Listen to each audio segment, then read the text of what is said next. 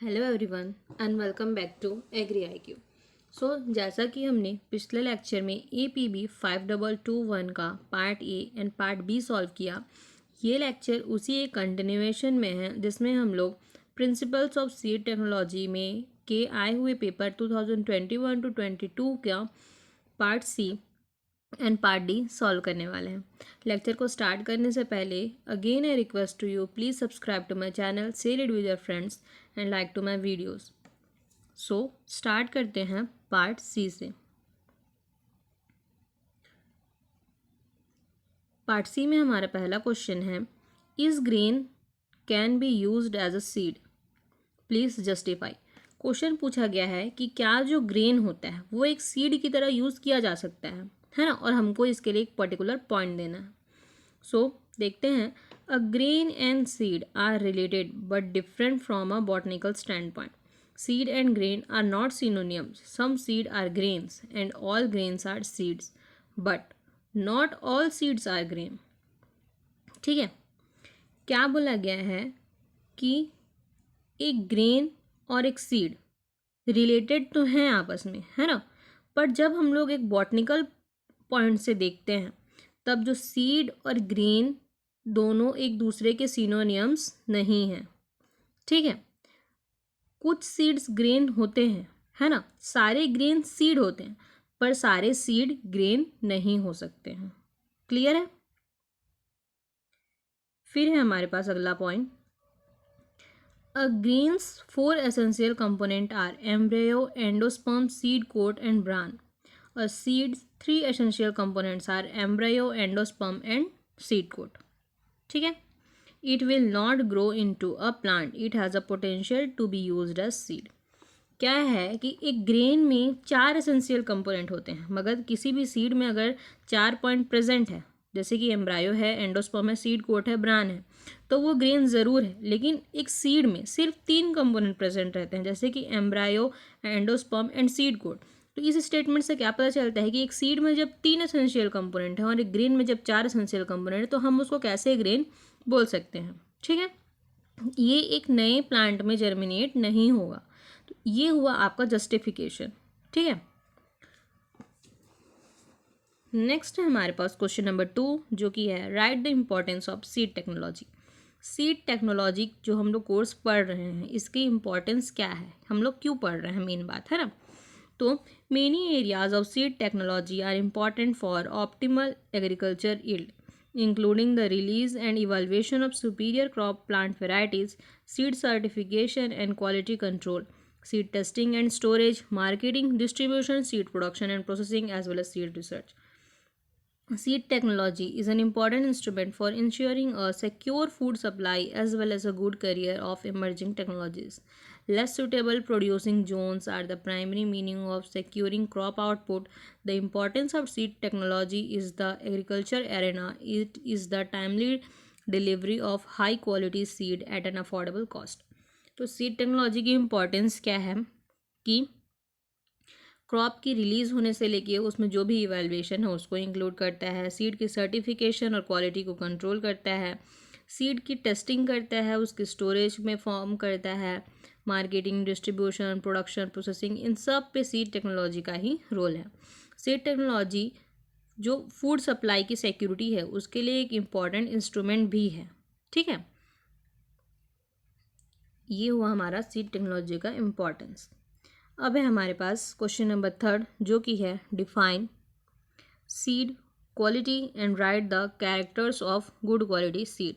Seed quality क्या होता है और एक गुड क्वालिटी सीड्स में क्या क्या कैरेक्टर प्रेजेंट रहते हैं। ठीक है, तो seed quality is the position of seed with required genetic and physical purity that is accompanied with physiological soundness and health status.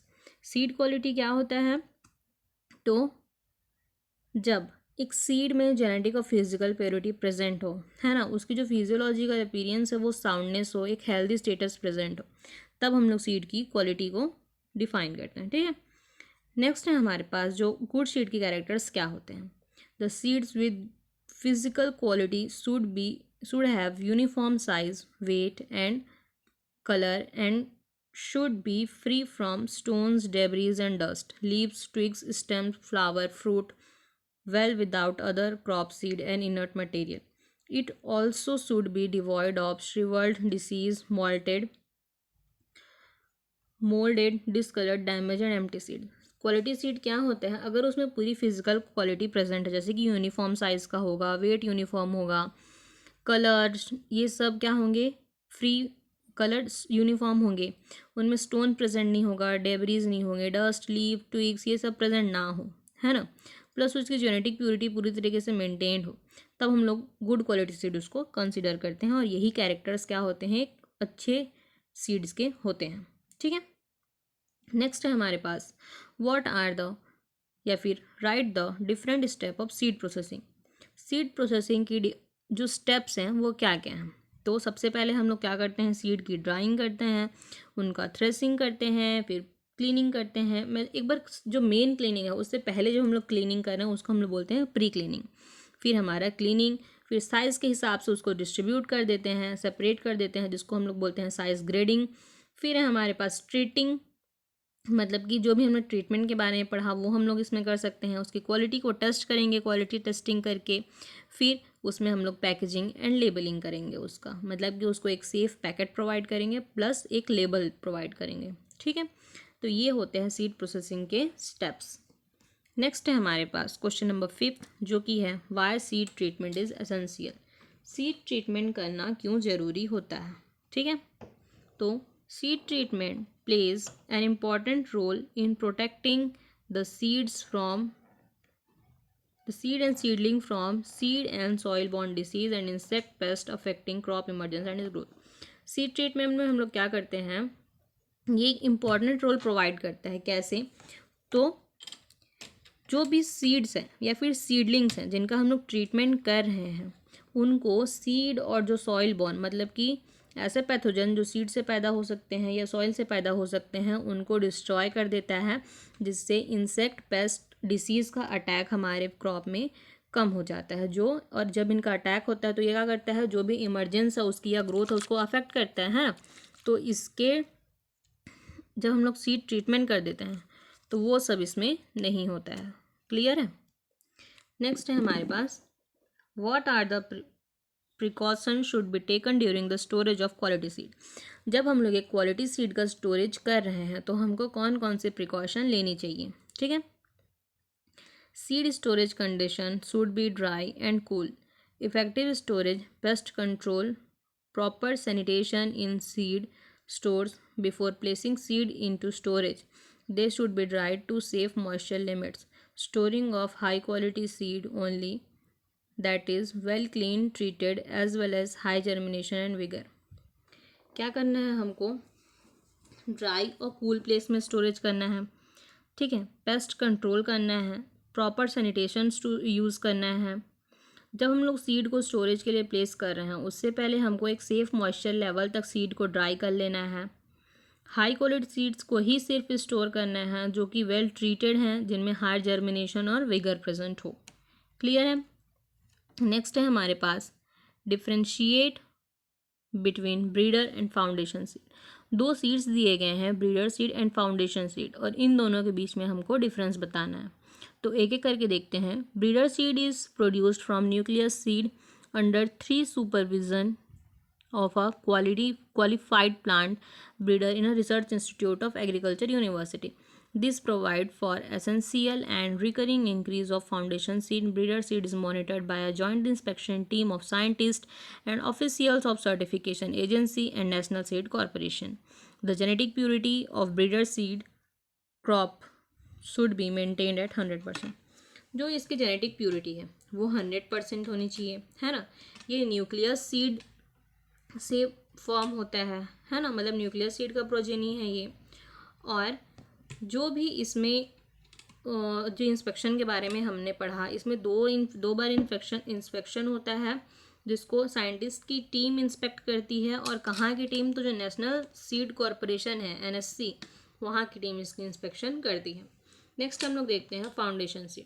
तो foundation seed is the progeny of breeder seed and is produced by state farm corporation of India, national seed corporation, state seed corporation under technical control of qualified plant breeder and technical officer. Its production is supervised and approved by certification agency.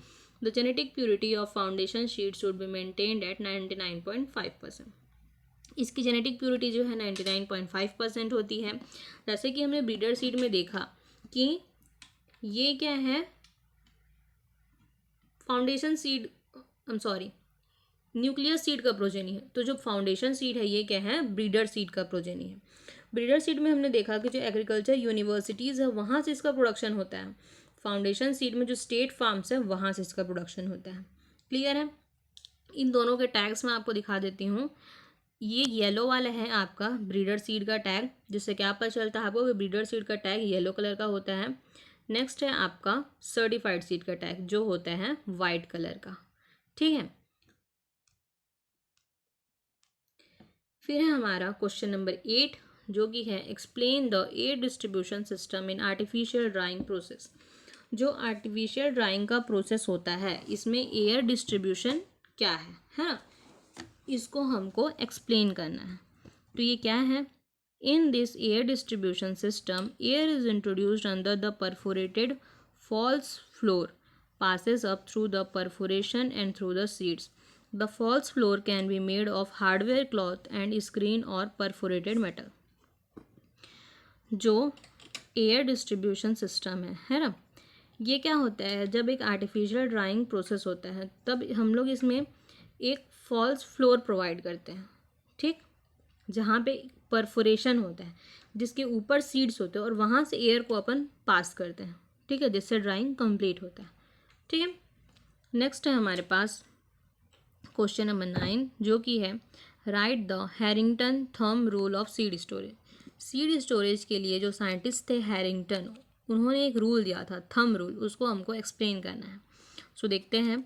For every decrease of 1% seed moisture content the life of the seed doubles. This rule is applicable when moisture content between 5 and 14%। For every decrease of 5 degree Celsius या फिर 10 degree Fahrenheit in storage temperature the life of seed doubles. This rule applies between 0 degree to 50 degree. तो दो condition दिया था इन्होंने और यही से आपका क्वेश्चन रहता है आपका फिल इन द ब्लैंक्स में। जो आपका क्वेश्चन था कि हर एक 1% डिक्रीज के लिए कि सीड रेट पे मतलब सीड पे क्या इफेक्ट आता है ना। तो हैरिंगटन ने क्या बताया कि जब हम लोग अगर मॉइस्चर कंटेंट हमारे सीड का 5% से लेके 14% के बीच में है। ठीक, तो हर एक पॉइंट जब 1% सीड मॉइस्चर कंटेंट डिक्रीज होता है तो हमारा सीड रेट क्या होता है, डबल होते जाता है। दूसरा कंडीशन कि अगर टेम्परेचर है 0 डिग्री सेल्सियस से 50 डिग्री सेल्सियस तो हर 5% है ना डिक्रीज होने पे जो लाइफ है सीड रेट की वो डबल होते जाती है। ठीक है। नेक्स्ट है हमारे पास क्वेश्चन नंबर 10 जो कि है write in brief about the different equipment used in pre conditioning और pre cleaning during the seed processing. Seed processing के टाइम पे प्री कंडीशनिंग के लिए या फिर प्री क्लीनिंग के लिए जो डिफरेंट इक्विपमेंट्स हैं वो क्या क्या होते हैं। सो देखते हैं।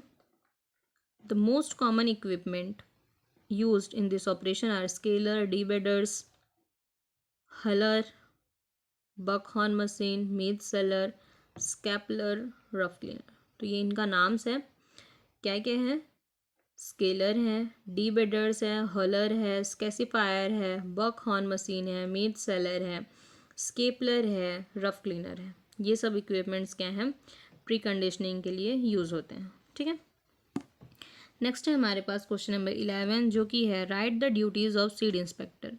सीड इंस्पेक्टर की क्या ड्यूटीज़ होती है, तो ये हमने पिछले क्वेश्चन में भी पढ़ा था, यहाँ पे मैंने आपको एक्सप्लेन किया था। फिर से देखते हैं। He shall inspect as frequently as may be necessary all places used for storage और sale of in seed of notified kind और variety. He shall investigate any complaint which may be made to him in writing in respect of any contravention of the provision of act or rule। तो frequently उसको place को visit करना है, field को, है ना, देखना है कि सारे रूल्स फॉलो हो रहे हैं कि नहीं, कोई रूल ब्रेक नहीं होना चाहिए, जो भी एक्ट है उसके अकॉर्डिंग सीड का प्रोडक्शन होना चाहिए, उसके जेनेटिक प्योरिटी, उसकी फिजिकल प्योरिटी भी मेंटेन होनी चाहिए। ठीक है, अब है हमारे पास पार्ट सी का लास्ट क्वेश्चन, जो कि है right the different type of seed packing material for safe storage. Seed की सेफ स्टोरेज के लिए जो सेफ पैकिंग मटेरियल्स हैं, है ना, या फिर सीड पैकिंग मटेरियल्स हैं, वो क्या क्या हैं, ये हमको लिखना है। सो दे इंक्लूड पॉलीथिलीन और other plastic film or aluminium foil. These are resistant to the passage of moisture, but over a long period of time this will be slow passage of water vapor tending to equilibrate or relative humidity inside or outside the container. Polyethylene is not suitable for long term storage of orthodox seed for genetic conversion because there is no absolute control over moisture by uptake by the seed. It is very much suitable for short or medium term storage and has give excellent result. हम लोग use कर सकते हैं पॉलीथिलीन्स का, plastic films का, या फिर aluminium foils का, है ना। तो जो रिलेटिव ह्यूमिडिटी है उसके अकॉर्डिंग हम लोग मटेरियल का सिलेक्शन करते हैं, पर जो पॉलीथिलीन है वो लॉन्ग टर्म स्टोरेज के लिए सुटेबल नहीं होता है। क्लियर है। नेक्स्ट है हमारे पास पार्ट डी, और पार्ट डी में हमारा पहला क्वेश्चन है describe the factor responsible for deterioration of crop varieties and right their control. हमको कुछ फैक्टर्स बताने हैं जिनमें से क्रॉप की वैरायटी क्यों डिटोरिएट होती है ना, और उनके कंट्रोल कैसे करना है ये हमको बताना है। तो क्या क्या है? Mechanical mixture, the most important reason for varietal deterioration often take place at a time of sowing if more than one variety is sown with the same drill through volunteer plants of the same crop in the seed field or through different varieties grown in adjacent field. So क्या factors हैं जो mechanical mixture है ना, जिनके कारण वैराइटल deterioration. कौन से factors responsible हैं? जो भी मैकेनिकल मिक्सचर है ना। मैकेनिकल मिक्सचर मतलब कि जो हमने पिछले पॉइंट्स में देखा कि क्या होता है, उनमें पेबल्स प्रेजेंट हो जाते हैं, है ना, या फिर जो भी अनवांटेड सीड है, वीड सीड है, ये सब प्रेजेंट हो जाते हैं, ये जो भी चेंजेस आती है ना, उन सब के कारण वैरायटी का डिटोरिएशन होता है। ठीक है, तो कभी कभी क्या होता है कि एक ही सीड ड्रिल से हम लोग बहुत सारी वैरायटीज़ का क्या कर देते हैं, सोइंग कर देते हैं। ठीक है, या फिर जो वॉलेंट्री प्लांट्स हमारे फील्ड में उग जाते हैं उन सब के कारण डिटोरिएशन होता है। अब रीजंस हमने देख लिए हैं ना, अब हमको पूछा गया है कि कंट्रोल क्या है। मैकेनिकल मिक्सचर हो रहा है तो हमको उसको रोकना है। अगर हमने पॉइंट देखा कि वॉलेंटियर प्लांट्स के कारण हो रहा है तो वॉलेंटियर प्लांट्स को रॉग आउट कर देना है। फिर हमने रीज़न देखा कि सेम सीड ड्रिल के कारण हो रहा है तो हमको ये चीज़ प्रिकॉशन लेना है कि सेम सीड ड्रिल से हमको नहीं करना है। ठीक है, नेक्स्ट है question number 2, right the factor responsible for longevity of seed during storage, please explain. हमको ऐसे फैक्टर्स बताने हैं जो सीड की लॉन्गिविटी के लिए रिस्पॉन्सिबल है ना। तो क्या है? Among the environmental factors relative humidity of the storage, air which directly influence the seed moisture content, and the temperature are the two primary factor influencing seed longevity besides the gaseous composition of the storage environment। ये दिया था Robert ने 1972 में। तो जो हमारे scientist थे Robert, उन्होंने बताया कि बेसिकली जो इन्वायरमेंटल फैक्टर्स जैसे कि रिलेटिव ह्यूमिडिटी हो गया, है ना, मॉइस्चर का प्रेजेंट जो कंटेंट है वो हो गया, टेम्परेचर हो गया, ये सब प्राइमरी फैक्टर हैं जो सीड की लॉन्गिविटी को इन्फ्लुएंस करते हैं। इन सब के अलावा जो गैसियस कंपोजिशन है इन्वायरमेंट में, ये हमारे स्टोरेज को अफेक्ट करता है। ठीक है, नेक्स्ट है हमारे पास क्वेश्चन नंबर 3 जो कि है right short note on seed act. Seed act पे हमको एक छोटा सा नोट लिखना है। तो जैसे कि मैंने पिछले क्वेश्चन में आपको एक्सप्लेन किया हुआ है ना, सीड एक्ट। अब सीड एक्ट बोला गया है आपको सीड के कंट्रोल के लिए जो भी मेजर्स हैं, जैसे कि उसके फिजिकल प्योरिटी को, उसकी जेनेटिक प्योरिटी को, उनमें कोई भी कॉन्टामिनेशन ना हो, मैकेनिकल मिक्सचर ना हो, ये सब जो 6-7 पॉइंट हैं ये आपके सीड एक्ट के अंदर आएंगी। ओके, नेक्स्ट है हमारे पास क्वेश्चन नंबर 4 जो कि है What do you mean by genetic purity? How genetic purity can be identified by various methods? Explain in brief. Genetic purity क्या होती है और जेनेटिक प्योरिटी को हम लोग कैसे आइडेंटिफाई कर सकते हैं, ठीक है। So genetic purity refers to trueness to type और the degree of contamination of seed caused by undesired genetic varieties और species. The success of hybrid seed production is dependent on the genetic purity of parental line. This method include protein-based isozyme electrophoresis, isoelectric focusing (IEF), and DNA-based genetic purity evaluation through the use of SNP marker with comprehensive test and high throughput capability. We are capable to offer rapid turnaround of accurate genetic purity test result. Genetic purity जैसे कि हमने part B के भी question में पढ़ा कि ये क्या है कि कोई भी वैरायटी अपनी ओरिजिनल वैरायटी या अपनी बेसिक वैरायटी कितना ट्रूनेस टू टाइप है, मतलब उसमें कितनी डिग्री ऑफ कंटामिनेशन आ चुकी है, ठीक है, जो कि अनडिज़ायरेबल है, अनडिज़ायरेबल जेनेटिक वेराइटीज़ आ सकती हैं ना। तो इन सब के अलावा जो उसमें प्योरिटी प्रेजेंट होता है वो होता है हमारा जेनेटिक प्योरिटी, कि मतलब वो अपने जो वैरायटी है या जो स्पीसीज़ है उससे कितना सिमिलैरिटी शो करता है, ठीक है। अब इसको हम लोग आइडेंटिफाई कैसे कर सकते हैं, तो एक तो हम लोग कर सकते हैं तो DNA based genetic purity evaluation method होता है।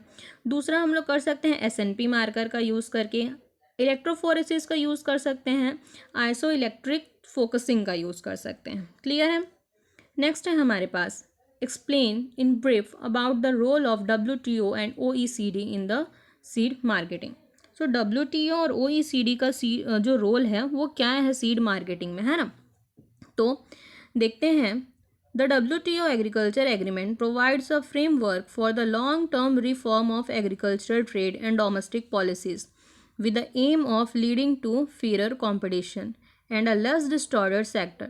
The agreement covers market access, the views of trade restrictions such as tariff or imports.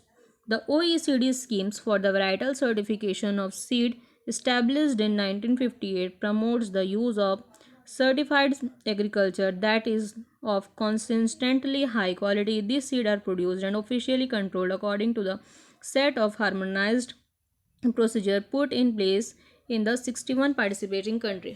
तो ये दोनों क्या हैं, ऑर्गेनाइजेशंस है ना, जो कि सीड को बेसिकली एक फ्रेमवर्क प्रोवाइड करती हैं ताकि वो लॉन्ग टर्म रिफॉर्म के लिए सुइटेबल हो, मार्केट एक्सेस प्रोवाइड कर सकती है, जो भी टैरिफ्स हैं है ना या ट्रेड टैरिफ्स हैं उन सबको रिस्ट्रिक्शंस लगाती है, ठीक है, फेयर कंपटीशन लाती है, ठीक, जो भी हाई क्वालिटी है सीड की उसको मेंटेन करके रखती है, ठीक है। ये सब है हमारा इन दोनों का role.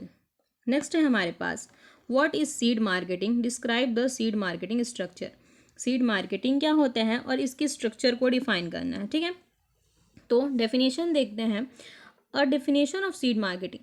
Seed marketing should aim to satisfy the farmer's demand for reliable supply of a range of improved seed varieties of assured quality at an acceptable price. Seed marketing क्या होता है, ये एक ऐसा प्लेस है जो फार्मर की जो डिमांड है या फिर जो सप्लाई है उसको ये क्या करती है, सेटिस्फाई करती है. सीड मार्केटिंग हमको एक पूरा रेंज सप्लाई करती है जिसमें हम लोग इम्प्रूव्ड वेराइटीज़ को पा सकते हैं, ठीक है, और एक एक्सेप्टेबल प्राइस हमको ये ऑफर करती है. To the retailer in the agriculture sector, for example it is seed along with the inputs to the farmer. जब हम लोग एक रिटेलर की नज़र से देखते हैं तो ये क्या है, एक मार्केट तो है ही, है ना, पर जो फार्मर्स हैं उनको पूरे इनपुट्स भी प्रोवाइड करती है, साथ ही साथ सीड भी हमारी सीड मार्केटिंग प्रोवाइड करती है. जब हम लोग बात करते हैं इसके स्ट्रक्चर की, है ना, तो सबसे पहले आता है हमारे पास सेंट्रल मार्केटिंग सेल, मतलब कि सेंट्रल लेवल पे हमारा जो सीड मार्केट है वो. फिर आता है रीजनल ऑफिस, है ना. अब रीजनल ऑफिस से जो सोल डिस्ट्रीब्यूटर रहता है, डीलर रहता है, डीलर जो कोऑपरेटिव डीलर हैं वो रहेंगे, प्राइवेट डीलर रहेगा, एग्रो सेल सर्विस वाले डीलर रहते हैं और कंपनी जो खुद उस सेल को ओन करती है वो प्रेजेंट रहती है. तो ये है हमारा एक मार्केटिंग का स्ट्रक्चर. लास्ट क्वेश्चन है हमारा, right the steps for foundation seed production of wheat. हमको वीट का फाउंडेशन सीड प्रोडक्शन करना है, उसके लिए हमको स्टेप्स बताने हैं, ठीक है। तो सबसे पहले हम लेंगे न्यूक्लियस सीड। न्यूक्लियस सीड से उसके जनरेशन फाउंड करेंगे, फिर उससे जैसे हमने पढ़ा जो ब्रीडर सीड है वो क्या है, न्यूक्लियस सीड का प्रोजेनी है। ब्रीडर सीड का प्रोडक्शन होगा, उसकी हम लोग और जनरेशन्स फॉर्म करेंगे, फाउंडेशन सीड का प्रोडक्शन होगा, इसकी जनरेशन्स फॉर्म करेंगे, तब जाके सर्टिफाइड सीड का प्रोडक्शन होगा। और इस सर्टिफाइड सीड को हम लोग क्या करेंगे, इसमें होता है इंस्पेक्शन, है ना। अब इस इंस्पेक्शन के बाद हम लोग इसमें फार्मर की फील्ड में रिलीज़ कर सकते हैं या फिर डिस्ट्रीब्यूट कर सकते हैं। सो ये था आपका आज का लेक्चर, और मैं आपसे रिक्वेस्ट करूँगी कि इन आंसर्स में मैंने कुछ वर्ड्स इंक्लूड नहीं किए हैं, जैसे कि इसमें वीट के लिए आपको स्पेसिफिकली पूछा गया था, तो मैंने जो आपको डिस्क्राइब किया है वो लिखा नहीं है। प्लस जैसे कि मैंने आपको सीड एक्ट पूरी तरीके से आंसर लिखा ही नहीं है, बट आपको वर्ड्स में पूरे 7 के 7 पॉइंट एक्सप्लेन किए हैं, ठीक है। तो आपको एक्सप्लेनेशन पे भी फोकस करना है, वर्ड्स पे भी फोकस करना है, और आपका एग्जाम एक अच्छे मैनर में कंप्लीट करना है। So this was all about the today lecture. Best of luck for your exam, and please I request to you subscribe to my channel, share it with your friends and like to my videos. Thank you so much.